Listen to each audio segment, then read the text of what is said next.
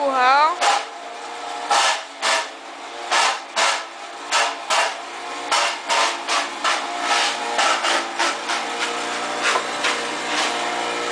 Aqui é o lugar onde os bezerros vão ficar.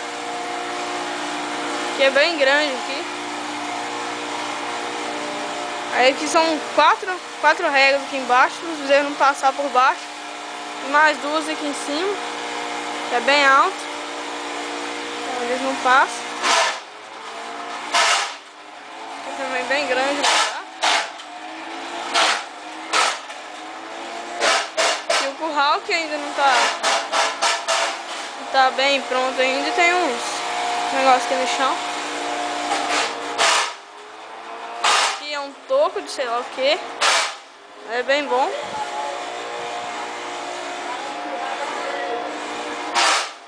Aqui é onde as vacas vão entrar.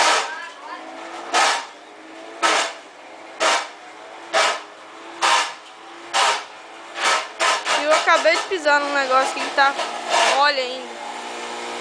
Só acho que ninguém viu.